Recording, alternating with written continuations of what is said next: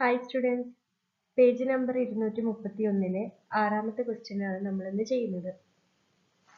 Okay, നമുക്ക് question എന്താ നോക്കാം. Prove that for any point on the line intersecting the axis in the picture, the sum of the x and y coordinates is 3. ചിത്രത്തിൽ x, y അക്ഷങ്ങളെ മുറിച്ച് കടക്കുന്ന വരയിലെ ഏതു ബിന്ദുവിന്റെയും x, y സൂചക സംഖ്യകളുടെ തുക 3 ആയിരിക്കുമെന്ന് സമർത്ഥിക്കുക. ക്വസ്റ്റ്യൻ എന്താ പറയുന്നത്? ഈ രണ്ട് ആക്സിസിലെ പോയിന്റ്സ് 0, 3, 3, 0. ഈ പോയിന്റ്സിലൂടെ ഈ രണ്ട് ആക്സിസ് അല്ലെങ്കിൽ അക്ഷങ്ങൾ മുറിച്ച് കടക്കുന്ന വരയാണ് ഇത്. ഈ വരയിലെ ഏതൊരു പോയിന്റും, ഇനിയിപ്പോ ഇവിടെ പോയിന്റ് കൊടുത്താലും ഇവിടെ പോയിന്റ് കൊടുത്താലും ഇവിടെ പോയിന്റ് കൊടുത്താലും എവിടെ നമ്മൾ പോയിന്റ് കൊടുത്താലും അതിന്റെ എക്സും വൈയും കൂട്ടിയാൽ നമുക്ക് 3 കിട്ടണം. അതാണ് കണ്ടെത്തേണ്ടത്. എങ്ങനെ കണ്ടെത്തുക? ആദ്യം ഇതിന്റെ ഇക്വേഷൻ കണ്ടെത്തണം. ഓക്കെ, നമുക്ക് ആദ്യം പോയിന്റ് നോക്കാം. 0, 3യും 3, 0യുമാണ് പോയിന്റ്സ് ഉള്ളത്. 0, 3 ഇതാണ്, ഇതാണ് 3, 0. ഓക്കെ, x1 y1 ആണ് 0, 3. ഇത് x1 y1 ആണ്. ഇത് x2 y2 ആണ്. നമുക്ക് നോക്കാം ഇക്വേഷന്റെ, നമുക്ക് ആദ്യം ലൈനിന്റെ ഇക്വേഷൻ നോക്കാം. y minus y1 divided by y2 minus y1 equal to x minus x1 divided by x2 minus x1. ഇതാണ് ലൈനിന്റെ ഇക്വേഷൻ. ഇതിലേക്ക് നമ്മൾ x1ഉം y1ഉം x2ഉം y2ഉം ഇട്ട് കൊടുക്കണം. നമുക്ക് yയും xഉം അറിയില്ല, അത് അതേപോലെ എഴുതി കൊടുക്കാം. എന്നാലേ നമുക്ക് x plus y equal to 3 എന്ന് ലാസ്റ്റ് കിട്ടേണ്ടത്. ഓക്കെ, നമുക്ക് നോക്കാം. y അവിടെ ഇടാം, പിന്നെ ഉള്ളത് y1 എന്താണ്? 3 ആണ്, അത് അവിടെ ഇടാം.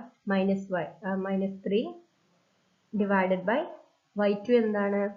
0.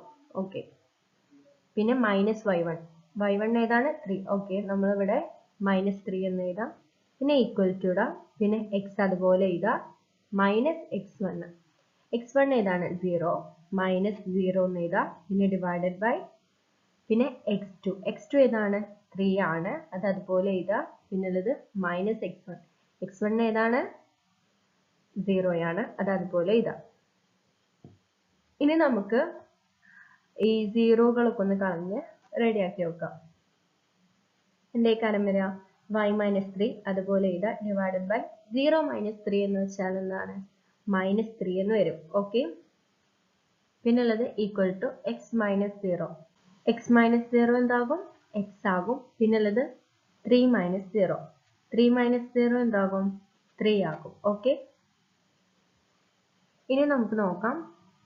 ഈ തന്ന വാല്യൂസിനെ നമ്മൾ ക്രോസ് മൾട്ടിപ്ലിക്കേഷൻ ചെയ്യാം. 3നെ y minus 3 കൊണ്ട് ഇൻറ്റു ചെയ്യാം. അതുപോലെ ഈക്വൽ ടു കൊടുത്തിട്ട് -3നെ x കൊണ്ടും ഇൻറ്റു ചെയ്യാം. നമുക്ക് ചെയ്ത് നോക്കാം. 3 into y minus 3 equal to -3x. ഇത് കണ്ടോ? -3 ഇൻറ്റു x എന്ന് വെച്ചാൽ -3x. ഇവിടെയും 3 ഉണ്ട്, ഇവിടെയും 3 ഉണ്ട്. നമുക്ക് ഒരുമിച്ചാണ് കട്ട് ചെയ്താൽ പോരെ. അടുത്തതിൽ നോക്കാം.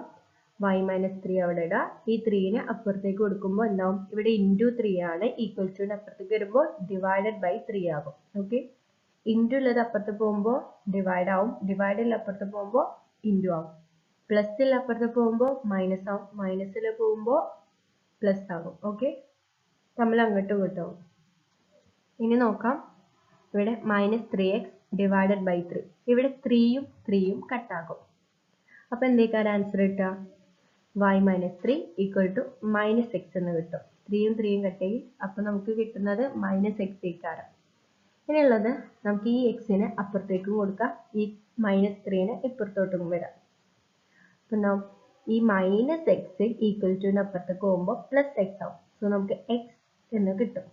ഇനിയുള്ളത് +y ആണല്ലോ. Okay, x plus y. -3 ഇപ്പുറത്തോട്ട് വരുമ്പോൾ എന്താകും? 3 ആവും, +3 ആവും. അപ്പൊ നമുക്ക് -3 ഇങ്ങോട്ട് വരുമ്പോൾ 3 ആവും. നമുക്ക് ആൻസർ കിട്ടി x plus y equal to 3. Thank you for watching.